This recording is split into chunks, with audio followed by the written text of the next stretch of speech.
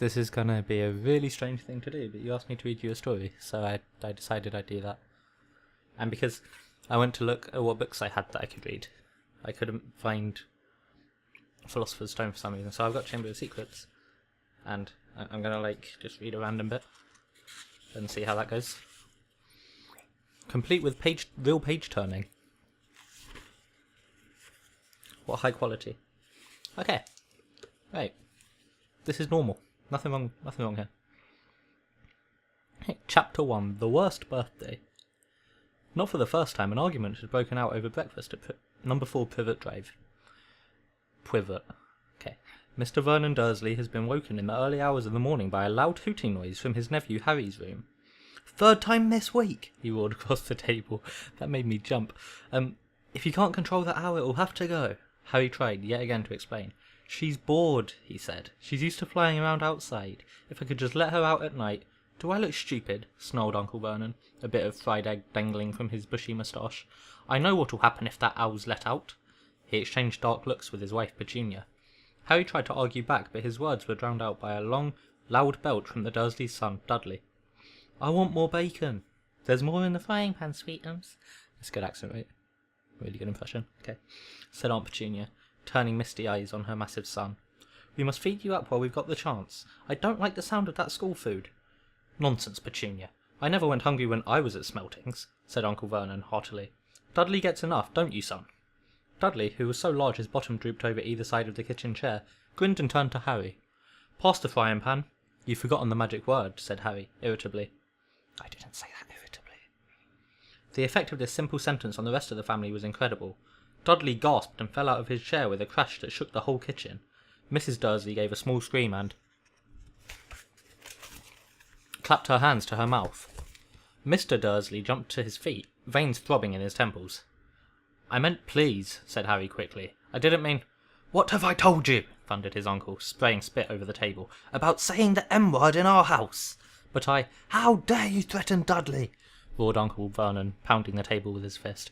I tried to say that like, "How dare you steal that car?" Anyway, that's later in this. Oh, awesome, cool. Anyway, I warned you I will not tolerate mention of your abnormality under this roof. Harry stared from his purple-faced uncle to his pale aunt, who was trying to heave Dudley to his feet. "All right," said Harry. "All right." Uncle Vernon sat back down, breathing like a winded rhinoceros and watching Harry closely out of the corner of his small, sharp eyes. Ever since Harry had come home for the summer holidays, Uncle Vernon had been treating him like a bomb that might go off at any moment, because Harry wasn't a normal boy. As a matter of fact, he was as not normal as it is possible to be. Harry Potter was a wizard. You're a wizard. A wizard fresh from his first year at Hogwarts School of Witchcraft and Wizardry, and if the Dursleys were unhappy to have him back for the holidays, it was nothing to how Harry felt. He missed Hogwarts so much it was like having a constant stomachache. He missed the castle with its secret passageways and ghosts, his lessons, though perhaps not Snape, the potions master, the post arriving by Owl, eating banquets in the Great Hall, sleeping in his four-poster bed in the Tower dormitory, visiting the gamekeeper Hagrid, in his cabin in the grounds next to the Forbidden Forest, and, especially Quidditch, the most popular sport in the wizarding world. 6 tall goalposts, 4 flying balls, and 14 players on broomsticks. All Harry's spellbooks, his wands, robes, cauldron, and top-of-the-range Nimbus 2000 broomstick had been locked in a cupboard under the stairs by Uncle Vernon the instant Harry had come home. What did the Dursleys care if Harry lost his place in the house Quidditch team because he hadn't practiced all summer?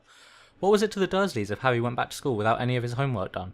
The Dursleys were what wizards called muggles, not a drop of magical blood in their veins, and as far as they were concerned, having a wizard in the family was a matter of deepest shame.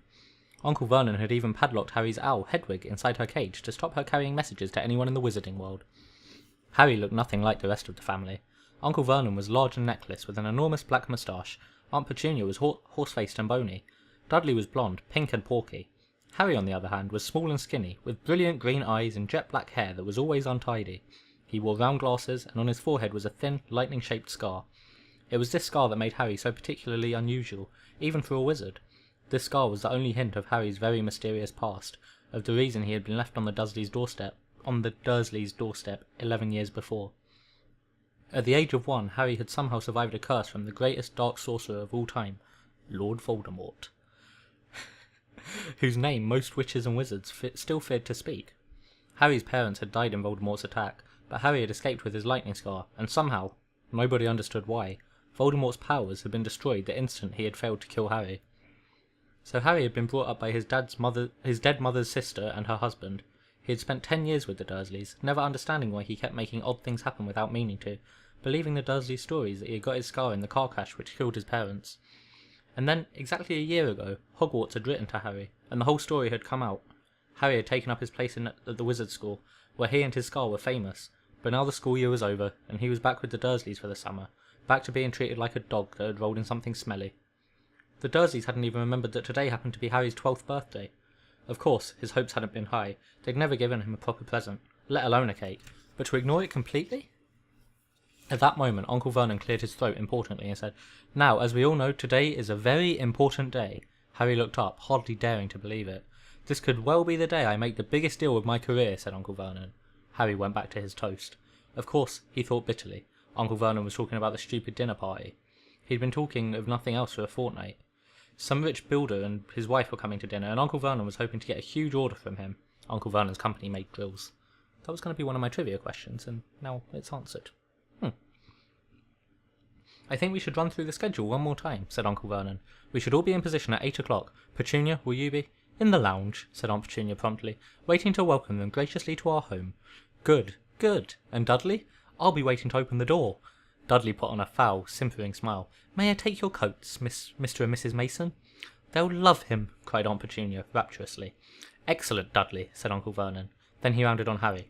"And you?" "I'll be in my bedroom, making no noise and pretending I'm not there," said Harry, tonelessly. Why do they always put the way to say it at the end of the line?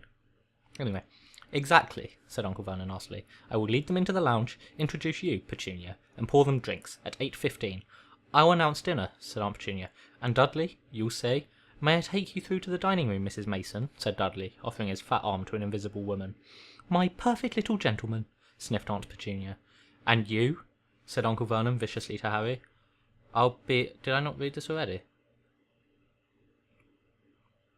Oh, okay. It repeated itself. "I'll be in my room, making no noise and pretending I'm not there," said Harry, dully. Dully? "Precisely. Now we should aim to get in a few good compliments at dinner, Petunia. Any ideas? Vernon tells me you're a wonderful golfer, Mr. Mason. Do tell me where you bought your dress, Mrs. Mason." "Perfect. Dudley?" "How about, we had to write an essay about our hero at school, Mr. Mason, and I wrote about you." This was too much for both Aunt Petunia and Harry. Aunt Petunia burst into tears and hugged her son, while Harry ducked under the table so they wouldn't see him laughing. "And you, boy?" Harry fought to keep his face straight as he emerged. "I'll be in my room, making no noise and pretending I'm not there," he said. "Too right you will," said Uncle Vernon forcefully. "The Masons don't know anything about you, and it's going to stay that way. When dinner's over, you take Mrs. Mason back to the lounge for coffee, Petunia, and I'll bring the subject round to drills. With any luck, I'll have the deal signed and sealed before the news at 10. We'll be shopping for a holiday home in Mallorca this time tomorrow." Harry couldn't feel too excited about this. He didn't think the Dursleys would like him any better in Mallorca than they did in Privet Drive. "Right, I'm off into town to pick up your dinner jackets for Dudley and me. And you," he snarled at Harry, "you stay out of your aunt's way while she's cleaning." Harry left through the back door. It was a brilliant, sunny day. He crossed the lawn, slumped down on the garden bench, and sang under his breath, "Happy birthday to me, happy birthday to me." I'm sure he was that musical. No cards, no presents, and he'd be spending the evening pretending not to exist. He gazed miserably into the hedge. He had never felt so lonely. More than anything else at Hogwarts, more even than playing Quidditch, Harry missed his best friends, Ron Weasley and Hermione Granger. They, however, didn't seem to be missing him at all. Neither of them had written to him all summer, even though Ron said he was going to ask Harry to come and stay. Countless times Harry had been on the point of unlocking Hedwig's cage by magic and sending her to Ron and Hermione with a letter, but it wasn't worth the risk. Underage wizards weren't allowed to use magic outside of school. Harry hadn't told the Dursleys this. He knew it was only their terror that he might turn them all into dung beetles, and that stopped them locking him in the cupboard under the stairs with his wand and broomstick. For the first couple of weeks back, Harry had enjoyed muttering nonsense words under his breath and watching Dudley tearing out of the room as fast as his fat legs would carry him. But the long silence from Ron and Hermione had made Harry feel so cut off from the magical world that even taunting Dudley had lost its appeal. And now Ron and Hermione had forgotten his birthday. What wouldn't he give now for a message from Hogwarts, from any witch or wizard? He'd almost be glad of a sight of his arch-enemy, Draco Malfoy, just to be sure it hadn't all been a dream. Not that this whole year at Hogwarts had been fun. At the very end of last term, Harry had come face to face with none other than Lord Voldemort himself. Voldemort might be a ruin of his former self, but he was still terrifying, still cunning, still determined to regain power. Harry had slipped through Voldemort's clutches for a second time, but it had been a narrow escape. And even now, weeks later, Harry kept waking in the night, drenched in cold sweat, wondering where Voldemort was now, remembering his livid face, his wide, mad eyes. Harry suddenly sat bolt upright on the garden bench. He had been staring absent-mindedly into the hedge, and the hedge was staring back. 2 enormous green eyes had appeared among the leaves. Harry jumped to his feet, just as a jeering voice floated across the lawn. "I know what day it is," sang Dudley, waddling towards him. The huge eyes blinked and vanished. "What?" said Harry, not taking his eyes off the spot where they had been.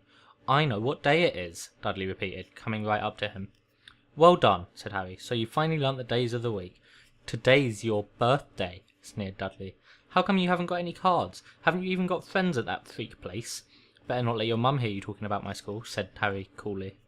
Dudley hitched up his trousers, which were slipping down his fat bottom. "Why are you staring at the hedge?" he said suspiciously. "I'm trying to decide what would be the best spell to set it on fire," said Harry. Dudley stumbled backwards at once, a look of panic on his fat face. "You can't! Dad told me you're not allowed to do magic.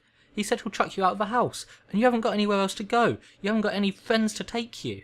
"Jiggery pokery," said Harry in a fierce voice. "Hocus pocus, squiggly wiggly." "Mum!" howled Dudley, tripping over his feet as he dashed back towards the house. "Mum, he's doing you know what." Harry paid dearly for this moment of fun, as neither Dudley nor the hedge was in any way hurt. Aunt Petunia knew he hadn't really done magic, but he still had to duck as she aimed a heavy blow at his head with the soapy frying pan. Wow, that's violent. Then she gave him work to do, with the promise he wouldn't eat again until he'd finished. Blah, blah, blah. While Dudley lolled around watching and eating ice creams. Watching and eating? What? Okay. Harry cleaned the windows, washed the car, mowed the lawn, trimmed the flower beds, pruned and watered the roses, and repainted the garden bench. The sun blazed overhead, burning the back of his neck. Harry knew he shouldn't have risen to Dudley's bait, but Dudley had said the very thing Harry had been thinking himself. Maybe he didn't have any friends at Hogwarts.